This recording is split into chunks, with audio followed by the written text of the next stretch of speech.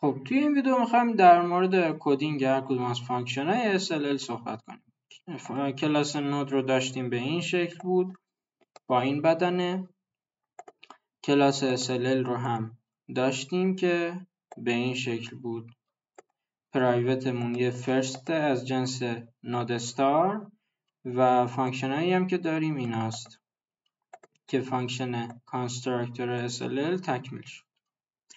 خب فانکشن بعدی که حالا توی کلاس SLL در موردش صحبت میکنیم فانکشن پریپند هست یا اضافه کردن یک نود به ابتدای یک لیست.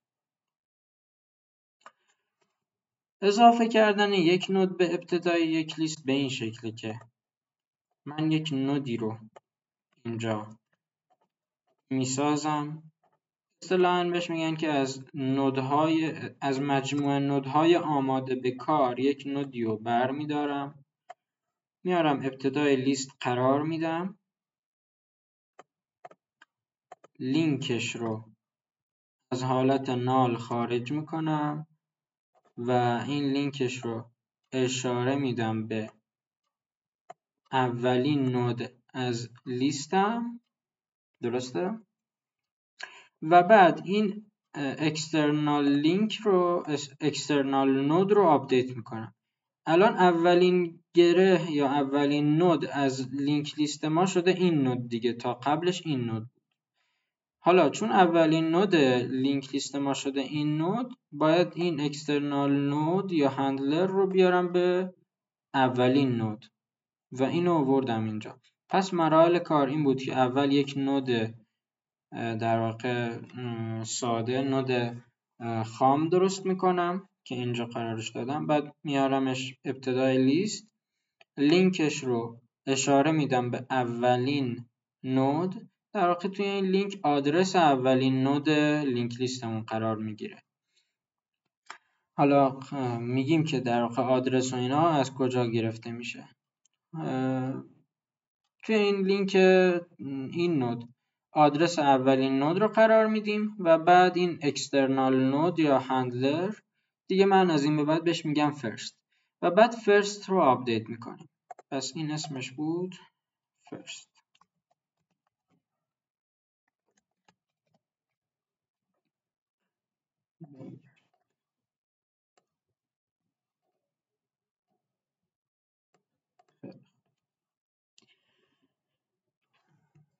مراحل کار این هست. بریم تابع رو ببینیم. تابعی که قرار پیاده سازی کنیم پریپند بود، اضافه کردن یک نود به ابتدا. مقدار ولیو رو از پارامتر ورودی میگیره و قراره این ولیو بشینه داخل این نود. نودی که من اینجا گرفتم اینجا ولیو میشینه اینجا.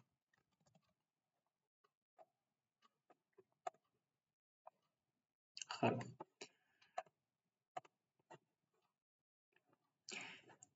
حالا باید چی کار کنم؟ گفتم اولین کاری که کردیم یک نود میسازیم. نود رو چجوری میسازم؟ میگم که یک آبجکتی از نود از کلاس نود تعریف میکنم. نود به اسم پی میسازیم مثلا.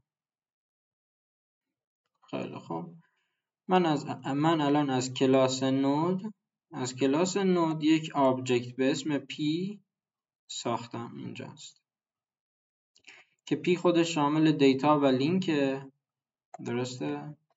بعد بگم پی دات دیتا مساوی با ولیو. خب این البته تا الان اشتباه است. خب ولی خب در جهت اینکه ولیو کجا قرار میگیره توی دیتای پیه.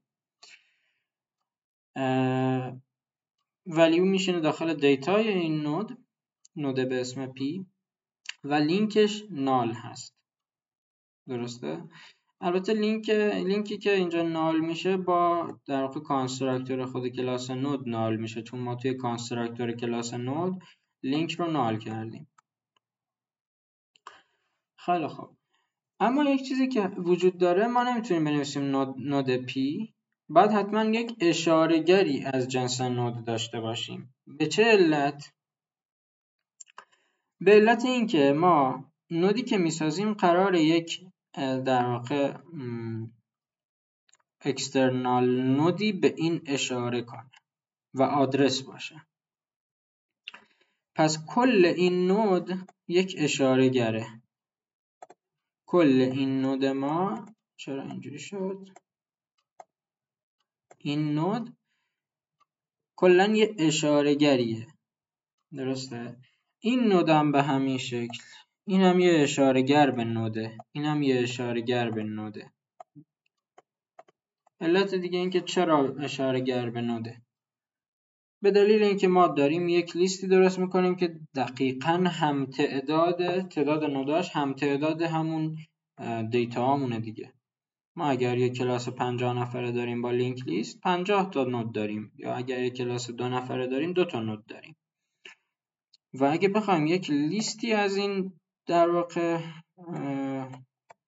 به اصطلاح نود تعریف کنیم، یعنی آرایه از این کلاس نود تعریف کنیم، این دیگه ماهیت لینک لیست از بین میره. باز میشه آرایه ای از نودها و این معنی نمیده. پس ما میام چیکار میکنیم؟ یک اشاره گری از این نود تعریف میکنیم، درسته؟ و یک گره لینکش به یک گره دیگه، یه نود دیگه اشاره میکنه که اون نود هم خودش یه اشاره گره. این مفاهیم اشاره گرها و اینها رو میتونین در ادامه ویدیو در طول کد زدن باش بیشتر آشنا بشین. در همین حد کفایت میکنه. خب پس من یک اشاره گر به نود به اسم پی میسازم. خیلی خوب، این پی من یک اشاره گر دیگه. اشاره گرها رو میتونستیم با عملگر نیو، با اپراتور نیو بهشون یک مموری اختصاص بدیم. تا وقتی که این نیو رو انجام ندادیم هیچ جایی در حافظه اشغال نشده برای این متغیر یا این اشاره‌گر به اسم پی. ولی وقتی که نیو رو انجام میدیم این یک حافظه سیستم عامل برای این متغیر به اسم پی، اشاره‌گر به اسم پی در نظر میگیره و ما میتونیم حالا با این کار کنیم دیگه. پس نیو میکنیم این اشاره‌گر رو. در ادامه باید بنویسیم نود دیگه، نیو نود. جنس این اشاره‌گر از جنس نوده. حالا از جنس هر چی که بود می نوشتیم نیو اون. خب اینجا نیو نود و سمیکالون. یک نودی ساخته شده به اسم پی. در واقع توی این خط که کامل شد الان من اومدم یک نودی ساختم که به هیچ جا اشاره نمیکنه لینکش و جدای از این لینک لیست منه. به این شکل. حالا باید دیتای پی رو ست کنم. چون من پی رو به صورت اشاره‌گر تعریف کردم با ارو به دیتا دسترسی میگیرم و دیتا رو قرار میدم با مقدار ولیو در واقع ست میکنم. پی ارو دیتا. خیلی خوب. حالا اینجا یه مشکل پیش میاد که مشکل رو در ادامه رفع خواهیم کرد. بریم ادامه بدیم. شاید تا الان متوجه مشکل شده باشیم. مشکل این دیتا است. دیتا پرایوت توی نود. خب دیتا پی رو با مقدار ولیو ست میکنم و مقدار نکست یا همون لینک پی رو مساوی با نال قرار میدم، نال پی تی آر. این کار لازمه آیا؟ یعنی این خط لازمه آیا؟ خیر، لازم نیست. به این دلیل که با در واقع ساختن یک شی از کلاس نود این خط داخل خود کلاس نود صدا زده میشه. کجا صدا زده میشه؟ توی کانستراکتور نود. لینک همون با صدا زده شدن نود، کانستراکتور نود نال میشه و نیاز نیست که دیگه ما این خط رو بنویسیم. پس این خط رو میتونیم برداریم. اوکی. حالا یه نود داریم لینکش ناله، دیتاش ولیوه. خیلی خوب. قراره که این نوده به ابتدای لیست من اضافه بشه. بعد از اینکه نود رو ساختم چیکار کردم؟ نود رو آوردمش اینجا. بذار من یه بار دیگه اینا رو کنترل زد کنم. خیلی خوب، نودی ساختم با مقدار ولیو، بردمش اینجا، میخواد به ابتدای لیست اضافه بشه. اولین کاری که میکنم این نالش رو برمیدارم، نال نود رو برمیدارم، لینکش رو در واقع لینک رو از حالت نال خارج میکنم و لینک رو اشاره میدم به نود بعد از خودش، که نود بعد از خودش همون اولین نود توی لیست ماست دیگه. هنوز لیست تکمیل نشده، اولین نودش فعلا اینه. خب حالا چجوری من لینک رو اشاره بدم به اولین نود؟ اولین نود من چیه؟ اولین نود من در واقع همون فرست منه. ما گفتیم که این فرست ما، خب یا این اکسترنال لینک، دقیقاً میشینه روی خود نودها اینجوری. پس فرست قراره که داره فرست به اولین نود اشاره میکنه. خب پس انگار همون اولین نود ما همون فرسته.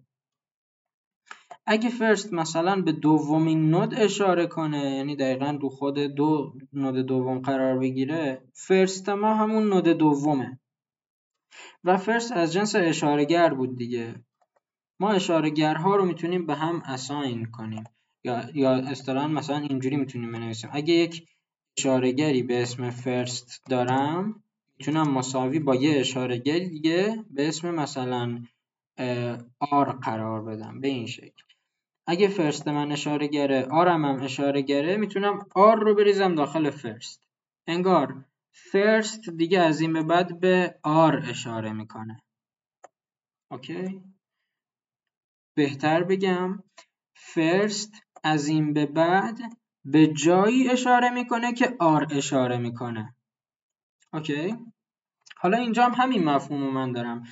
پی یک اشاره گره، فرست هم یک اشاره گره، هر جفتشون هم اشاره گر به نودن دیگه. فرست اشاره گر به نوده، پی هم اشاره گر به نوده. پی قرار بیاد اول لیست و لینکش هم به نود اول اشاره کنه. نود اول و آدرسش رو از کجا بیارم؟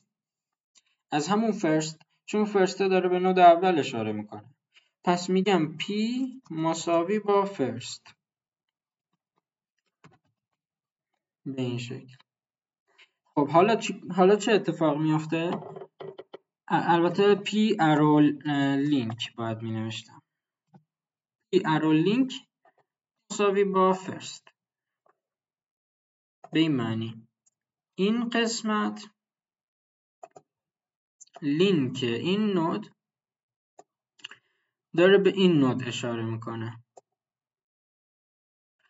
و پی ارو لینک میشه این قسمت مساوی با فرست، یعنی این نود. فرست هم یعنی این نود. در واقع فرست من همین اینه دیگه که داره به نود اول اشاره میکنه و به این شکل قرارش میده. حالا از این به بعد پی ارو لینک که خودش یه اشاره گر به نود بود، خب به چی اشاره میکنه؟ به جایی اشاره میکنه که فرست داره اشاره میکنه. بذارین نشون بدم. فرست من اینه، این فرست. فرست داره به اینجا اشاره میکنه. فرست داره به این نود اشاره میکنه. حالا میگه اینم پیه، اینم نود پی. میگه پی ارو لینک یعنی این دایره به جایی اشاره کنه که فرست داره اشاره میکنه. خب اینم به این نود اشاره میکنه دیگه. چقدر خط زیاد شد. پس واضح شد این خط اینو میگه پی ارو لینک مساوی با فرست. به جایی اشاره کن که فرست داره اشاره میکنه. به این شکل. هنوز کارمون تموم نشده. تا اینجای کار اجازه بدید من یک سری خطا رو پاک کنم.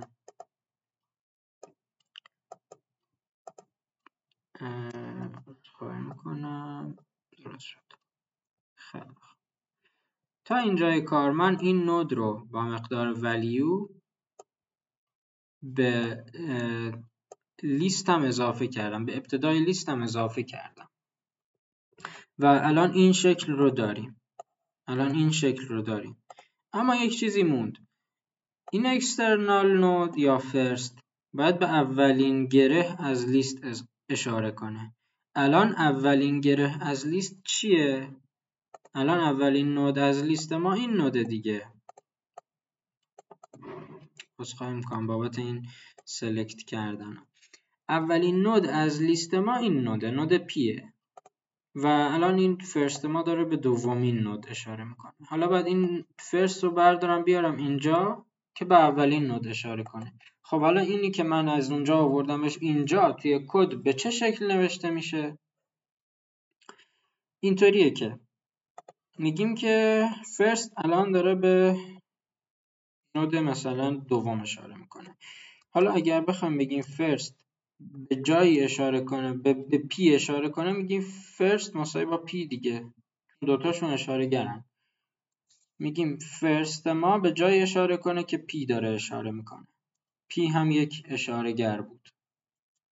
این اشاره کردن ها رو یکم از این آموزش کم کنیم خب و شما صرفا این کد رو که ببینید درک بهتری ایجاد میشه براتون. البته در صورتی که یک بار این آموزش رو دیده باشید. دوباره بیان این کد رو واسه خودتون بررسی کنید، ببینید که چه اتفاقی افتاده و با اون چیزایی که الان گفتم متوجه خواهید شد که این پی رو لینک مساوی با فرست چیه و فرست مساوی با پی چیه. این تابع پریپند بود. تا اینجا که حالا نوشتیم تابع رو یه اجرا بگیریم ببینیم که این مشکله واسه چی بود. مشکلی که گفتم ادامه رفعش میکنه. خب خطا که داره. میگه چی؟ میگه دیتا از کلاس نود پرایوته و نمیتونی توی کلاس SLL استفادهش کنی. میگم که خب باش مرسی.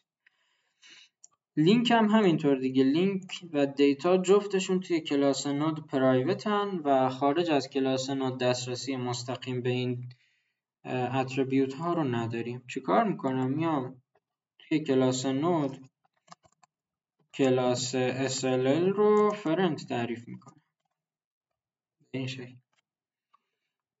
و وقتی SLL رو برای نود فرند تعریف میکنم اعضای پرایوت نود برای SLL پابلیک محسوب میشن و دیگه این مشکل رو نداریم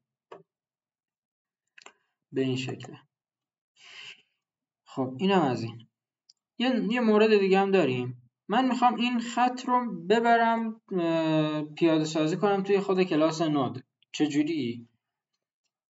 دارم میگم که ولیویی که توی این پارامتر ورودی تابع گرفتم رو به دیتا اساین کن. به دیتای این نود اساین کن. خب من میتونم این کار رو توی در واقع کانستراکتور کلاس نود یا همون سازنده کلاس نود انجام بدم. پس یه سازنده داشتم به اسم سازنده دیفالت. یه سازنده دیگه هم می‌نویسم برای کلاس نود که پارامتر داره و یک ولیوی از ورودی از پارامتر میگیره و دیتا رو با مقدار ولیو ست میکنه. همچنین این خیلی مهمه، این دیگه نباید یادتون بره، لینک رو هم نال میکنه. شما اگر اینجا لینک رو نال نکنین باید بیان اینطوری بنویسین پی ارو لینک مساوی با نال. ببخشید نال پی تی آر. چرا؟ چون اونجا دیگه توی کانستراکتور خودش نال نکرده. شما باید دستی اینجا نالش کنید. توی زمانی که یک آبجکتی تعریف کردیم از نود که اینجا پیه باید بیان این لینکش رو نال کنید و ولیوش هم و دیتاش هم با یه ولیوی قرار بدید. خب ما این دوتا خط رو آوردیم توی کانستراکتور کلاس نود و به ازای ساخت یک شی از کلاس نود یعنی این خط من میتونم این دوتا خط رو داشته باشم در واقع توی این خطم به این شکل. حالا میتونم دوتا رو کامنت کنم. خیلی خوب. من یک آبجکتی از کلاس نود ساختم. هنگامی که نیوش کردم اونو نیو کردم کانستراکتور این نود صدا زده شد و وقتی که جلوی این نوده یک پرانتز میذارین در واقع کانستراکتور پارامتر داره کلاس نود صدا زده میشه و این ولیو برای قسمت دیتای نود پی ست میشه. همچنین لینک نود پی هم نال میشه که این اتفاقات درون کانستراکتور پارامتر داره میفته چون این داره صدا زده میشه توی این خط و به همین شکل. و ما دو تا خط بعدی رو داریم پی ارو لینک مساوی با فرست. اول لینک اون نود رو مساوی با اولین نود قرار میدیم و بعد اون گره فرست یا اکسترنال لینک رو آپدیت میکنیم. پس این ترتیب مهمه، این که ما اول لینک رو به این نود اشاره بدیم بعد فرست رو بیاریم به این نود اول اشاره کنیم. حالا اگر برعکسش بود ما می اومدیم چی کار میکردیم؟ من این خطم پاک کنم. اگر برعکس بود به جای اینکه اول این لینک رو به این نود اشاره بدیم بیایم این اکسترنال لینک یا این فرست رو بیاریم روی نود و بعد بخوایم این لینک رو به این اشاره بدیم. خب اگه این شکلی بود ما دیگه این زنجیره نودامون رو از دست داده بودیم. به چه علت؟ چون ما دسترسیمون همیشه یادمون باشه ما دسترسیمون به این زنجیره تنها از طریق این فرست است و این فرست رو دیگه اینجا نداریم. خب دسترسی به چه علت بود؟ دسترسی کجا لازم داشتیم؟ میخواستیم که این لینک رو دسترسی بدیم به این، یعنی لینک رو در واقع لینک کنیم به ادامه این زنجیره به اولین نود و وقتی دسترسی نداریم به اولین نود خب دیگه تموم شده رفته دیگه، کل این زنجیره رو از دست میدیم. پس ابتدا یعنی این مراحل این خطوط باید به ترتیب انجام بشه، اول این خط بعد این خط و بعد این خط. در واقع همین ترتیبی هست که اینجا اعمال شد، اول این لینک اعمال شد بعد این فرست اومد اینجا. خیلی خوب، این از در واقع پریپند، تابع پریپند که نود رو به ابتدای یک لینک لیست اضافه میکنه. توی ویدیو بعدی در مورد تابع اپند صحبت میکنیم که یک نود رو به انتهای یک لیست اضافه میکنه و چون اون تابع یکم طولانی هست و در واقع اولین تابعی هست که ما داریم مفهوم پیمایش روی نود رو میخوایم بحث کنیم یکم طولانی میشه، من توی ویدیو بعد قرارش میدم و دیگه توی اون تابع ما پیمایش توی لینک لیست رو یاد میگیریم و دیگه از توابع بعد از اپند ما پیمایش رو بلدیم و خدا کنه که ویدیوهای بعد از اون یکم مدتش کمتر بشه. خیلی ممنون، متشکر، توی ویدیو بعد میبینمتون.